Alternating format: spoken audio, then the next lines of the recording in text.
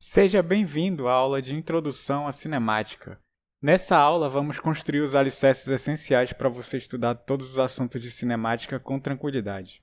Se você já está mais avançado no assunto de cinemática e está sentindo dificuldades, talvez essa seja a aula que você precisa. Sem mais enrolação, vamos começar. O que é cinemática? A cinemática basicamente é o estudo do movimento. E como é que é feito esse estudo? Na cinemática, ela vai se concentrar basicamente em descrever o movimento sem se preocupar com o que está causando esse movimento. Já na dinâmica, um assunto que a gente vai estudar mais para frente, vai se concentrar em estudar as causas do movimento, definindo o que é força e como ela altera o movimento. Mas por enquanto, a gente vai estar preocupado simplesmente em descrever o movimento. Mas para isso a gente precisa entender alguns conceitos, algumas definições que vão reaparecer constantemente, não só na cinemática, mas também durante todo o estudo da física. O primeiro conceito é o conceito de ponto material. Mas o que seria isso? Na física, a gente estuda problemas extremamente complexos. Só que, inicialmente, a gente não procura atacar o problema complexo. A gente tem que simplificar ele, construir um modelo em cima dessa simplificação e ver se esse nosso modelo está pelo menos próximo da realidade, fazendo experimentos, por exemplo. Então, imagine um objeto que eu quero descrever um movimento. Imagine uma vaca, por exemplo. Um corpo totalmente complexo. A vaca tem perna, a vaca tem orelha. Então, é um corpo extremamente complexo para descrever o movimento. Aí o que o físico espertão vai fazer, né? Ele vai dizer, vamos considerar que essa vaca é um ponto no espaço. Ela é um objeto pontual. Então, eu vou desconsiderar que essa vaca tem todas as complexidades do corpo dela e vou considerar como se fosse uma massa pontual, concentrada em um ponto. Isso vai simplificar extremamente o nosso problema e a gente vai conseguir construir um modelo a partir disso. E o que seria o corpo extenso? Seria o contrário de um ponto material. Dependendo do problema, eu não posso considerar que esse corpo ele é um ponto material, porque as dimensões dele, a complexidade desse corpo vai importar nesse problema específico. Então a gente diz que é um corpo extenso, é um corpo cujas dimensões são relevantes no estudo de determinado fenômeno. É interessante notar que o mesmo corpo ele pode ser considerado um ponto material ou um corpo extenso, dependendo do problema que eu estou analisando. Por exemplo, um carro viajando na estrada. Dadas as dimensões da estrada, gigantesca em comparação com um carro, eu posso considerar o carro como se fosse um ponto material, se movendo na estrada. Agora, se eu estou analisando um carro fazendo a baliza e estacionando, aí eu já não posso considerar ele um ponto material. As dimensões do carro vão importar para esse problema. O movimento de todas as partes do carro importam para mim estudar como ele vai fazer essa baliza, como ele vai estacionar. Agora um conceito muito importante. Isso aqui é obrigatório, você tem que entender. O que seria o referencial? O referencial é aquilo que a gente usa como base para descrever o movimento do corpo. Imagine a seguinte situação. Eu tenho um corpo e ele pode se mover para cima, para baixo, para a direita, para a esquerda. Então, ele pode se mover de várias formas. Mas para simplificar o nosso problema, a gente não vai analisar esse movimento complexo. A gente vai colocar esse movimento em apenas uma dimensão. Então, vamos dizer que esse objeto ele pode se mover somente na horizontal, para a direita ou para a esquerda. Então, em certo instante, eu vou tirar uma foto desse objeto, por exemplo. Ele vai estar nessa posição aqui. Como eu poderia descrever essa posição? Eu preciso dizer a posição dele em relação a alguma coisa. Por exemplo, esse objeto está do lado de alguma coisa, do lado da mesa, do lado da cadeira. Então eu sempre digo a posição dele com relação a alguma coisa. Essa é a ideia inicial. Só que aqui, a coisa, entre aspas, que a gente vai descrever a posição do nosso objeto, a gente chama de origem.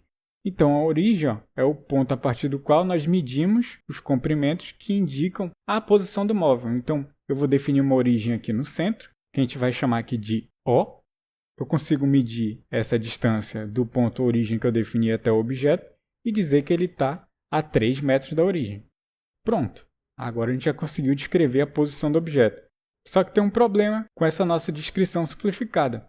Imagina que eu vou colocar um outro objeto, uma esfera vermelha, do lado oposto da origem. Agora, ambos estão à mesma distância, 3 metros, mas eles estão em posições diferentes. Então eu tenho que encontrar uma forma de descrever a posição desses dois objetos e distinguir essas posições distintas. Como eu poderia fazer isso? Você deve ter pensado, Eu posso dizer que a esfera azul está a 3 metros à direita da origem, e eu posso dizer que a esfera vermelha está a 3 metros à esquerda da origem. E é mais ou menos isso que a gente vai fazer, só que matematicamente mais elegante. A gente vai definir um eixo de orientação na horizontal, nosso movimento é na horizontal, e a gente vai definir um lado de crescimento, um lado positivo. Então eu vou dizer que para a direita é positivo, consequentemente para a esquerda da origem vai ser negativo. Então a posição da esfera azul à direita seria a posição 3 metros positivo, enquanto que a posição da esfera vermelha à esquerda seria 3 metros negativo. Então agora eu consigo distinguir essas duas posições, definindo um ponto de origem e um eixo de orientação de crescimento. Para o lado de crescimento é positivo, para o lado oposto é negativo. Então o conjunto de tudo isso, da origem, ou seja, um ponto de referência, e de um eixo de orientação a partir do qual a gente vai definir as posições do objeto, é o que a gente chama de referencial. Você deve estar se perguntando, professor, eu poderia definir ao contrário? Pegar o meu eixo de orientação e dizer que ele cresce para a esquerda e decresce para a direita? Poderia. Isso aí é uma escolha quase que pessoal. Algumas vezes, em alguns problemas, vai ser óbvio que vai ser mais fácil você definir de certa forma o seu eixo de orientação e a sua origem. Às vezes meio que tanto faz. Tanto faz como você definir, vai ter basicamente a mesma dificuldade. Mas você vê que matematicamente a sua definição vai influenciar no resultado final. Se você tivesse definido ao contrário o crescimento para a esquerda e o decrescimento para a direita, a posição da esfera azul seria negativa e a posição da esfera vermelha seria positiva. Então se inverteriam os sinais. Então tem isso em mente. Outro detalhe para você já ir se acostumando é que quando a gente está estudando cinemática, a gente representa a posição pela letra S. Então S igual a 3 metros significa que ele está a 3 metros à direita da origem. S igual a menos 3 metros significa que ele está a 3 metros à esquerda da origem, considerando como a gente definiu a nossa direção de crescimento. Então, na nossa definição de referencial, a gente escreveu que o referencial é aquilo que a gente usa para definir se o corpo está em movimento ou não, para descrever o movimento do corpo. Agora você tem que tomar muito cuidado, porque algumas questões elas vão envolver uma situação que é um pouco contraintuitiva. Tem um experimento que aparece em praticamente todos os livros de física. O experimento é o seguinte. Então imagina um trem. Esse trem está viajando em velocidade constante. Então está com uma certa velocidade constante. E no topo desse trem, no teto do trem, tem uma lâmpada. E o que vai acontecer? Essa lâmpada vai se desprender e vai cair. Então uma pessoa parada dentro do trem, qual trajetória ela ia ver para essa lâmpada que caiu do teto? Essa trajetória seria simplesmente a lâmpada caindo, fazendo uma linha reta até o piso do trem. Agora, imagina que um observador está na estação, vendo o trem passar, enquanto a lâmpada se desprende do teto. Ele iria observar tanto a lâmpada caindo, como se movendo junto com o trem. Então a trajetória que ele veria seria um arco de parábola. Dependendo de onde está o referencial, as medições de trajetória, de velocidade e de posição serão diferentes. Então muito cuidado com esse tipo de questão, que vai querer te pegar na rasteira. Perceba a diferença entre um referencial que está se movendo junto com o trem, no caso o observador parado lá dentro do trem, e um referencial fora, que está vendo o trem se mover. Então, esse referencial que está fora, a pessoa que está lá na estação, ela está vendo tanto o trem se mover na horizontal, ou seja, no momento que a lâmpada se desprende, ela vai acompanhar o movimento horizontal do trem, mas agora ela vai passar a cair. Então, ela está indo para baixo e para frente. Então, ele está vendo um arco de parábola. Já o observador que está dentro do trem, como esse observador, como o referencial dele, já está se movendo na horizontal junto com o trem, ele não consegue identificar esse movimento horizontal da lâmpada. Então, o que ele observa é simplesmente o movimento vertical da lâmpada caindo no piso do trem. Agora, imagina o seguinte. Esse objeto ele vai estar se movendo pelo espaço e eu posso meio que tirando fotos desse movimento em instantes diferentes. Então, cada foto vai representar uma posição desse objeto em determinado instante de tempo. Então, eu posso definir vários pontos de posição conforme o tempo passa, por onde esse objeto vai percorrendo. E o conjunto desses pontos sucessivos que são ocupados pelo objeto é o que a gente chama de trajetória. Então já anota aí no seu caderno, a trajetória é o conjunto das posições sucessivas ocupadas por um móvel no decorrer do tempo.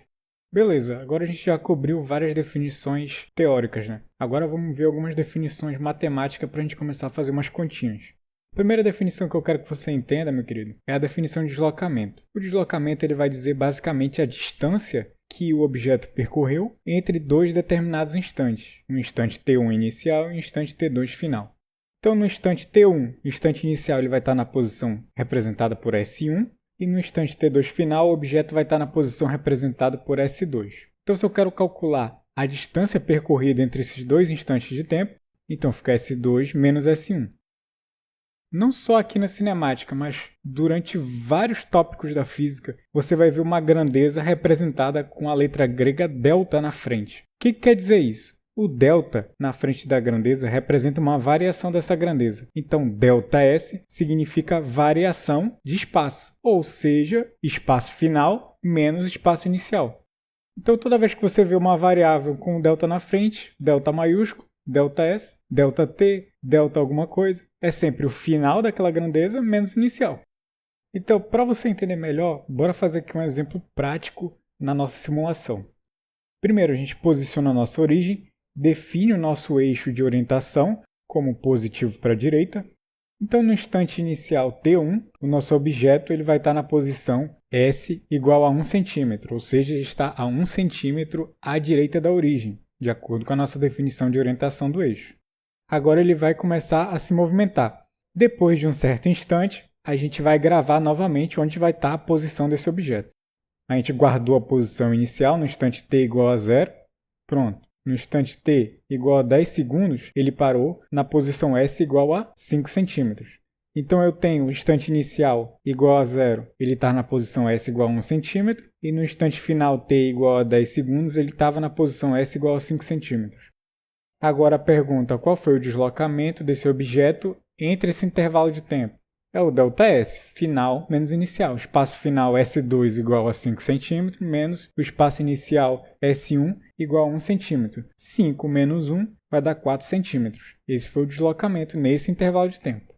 Agora, outra coisa que eu posso analisar durante o movimento de um objeto é o quão rápido ele faz esse movimento. E a grandeza que vai dizer isso para a gente é a velocidade. A velocidade, anota aí, é a grandeza física que indica o quanto a posição de um objeto varia por unidade de tempo. Então, matematicamente, a velocidade é igual à variação de espaço pela variação de tempo. Assim, sendo bem Caxias mesmo, essa definição matemática é a definição de velocidade média, por isso que eu coloquei Vm.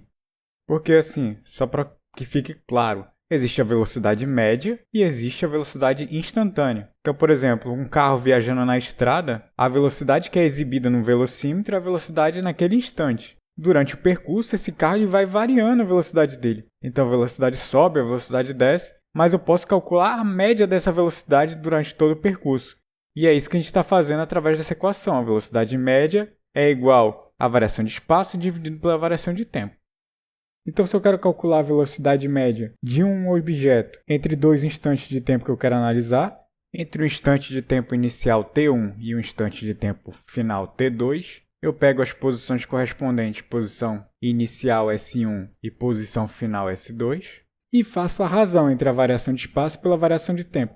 Lembrando que esse ΔS é sempre o final menos o inicial, né? Espaço final menos espaço inicial, e o ΔT é a mesma coisa. Instante final menos instante inicial que eu quero analisar. De novo, bora voltar aqui para a nossa simulação para você entender na prática. Então, naquela mesma situação que a gente estava analisando anteriormente, a gente calculou já o ΔS. Então, a gente precisa calcular o ΔT para conseguir calcular a velocidade média desse movimento. O ΔT, semelhante ao ΔS, é um instante final menos inicial, T2 menos T1. O instante final foi de 10 segundos, o instante inicial foi de 0. Então, fica 10 menos 0 e o ΔT vai ser de 10 segundos.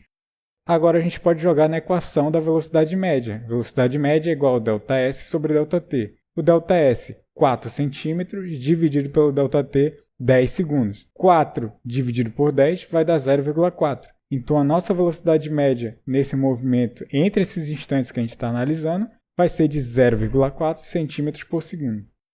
Note que a unidade de velocidade é espaço pelo tempo, então pode ser centímetros por segundo, quilômetros por hora, metros por segundo e assim por diante. A unidade de velocidade que a gente está mais acostumado a usar é quilômetros por hora. Porém, no sistema internacional, a unidade de velocidade é metros por segundo. A unidade de comprimento no sistema internacional é metro e a unidade de tempo no sistema internacional é segundo. Então, a unidade de velocidade no sistema internacional é metros por segundo. Então, não é tão raro o exercício forçar a gente a converter a unidade de velocidade de km por hora para metro por segundo e vice-versa. Então, eu deixei aqui um bisuzinho. Quando você quer converter de km por hora para metros por segundo, você divide por 3,6. E quando você quer converter de metros por segundo para km por hora, você multiplica por 3,6. Mas por que o 3,6, né? Bora dar uma olhada aqui. Imagina que eu tenha 1 km por hora e eu quero converter para metros por segundo. Bom, 1 km ele tem 1000 metros. E 1 hora ela tem 60 minutos e cada minuto tem 60 segundos. Então 1 hora tem 60 vezes 60 segundos. 60 vezes 60 vai dar 3.600. Pronto, eu já converti de quilômetro para metro e hora para segundo. Já saiu em metros por segundo. Agora eu posso fazer o quê? Simplificar essa fração por 1000. Então eu divido 1000 por 1000 vai dar 1. 3.600 dividido por 1000 vai dar 3,6. Então eu obtive o quê? 1 km por hora é igual a 1 sobre 3,6 metros por segundo. Ou seja, se eu quero converter de 1 km por hora para metros por segundo, eu divido por 3,6. E se eu quiser fazer a conversão inversa, eu simplesmente pego o 3,6 que está dividindo do lado direito e passo ele multiplicando para o lado esquerdo. Então eu vou obter 1 metro por segundo é igual a 3,6 km por hora. Bom, finalizamos nossa aula. Parabéns por ter chegado até aqui. Se esse vídeo ajudou você, deixe seu like e inscreva-se no canal. Aguardo você na aula de exercícios. Bons estudos e até a próxima.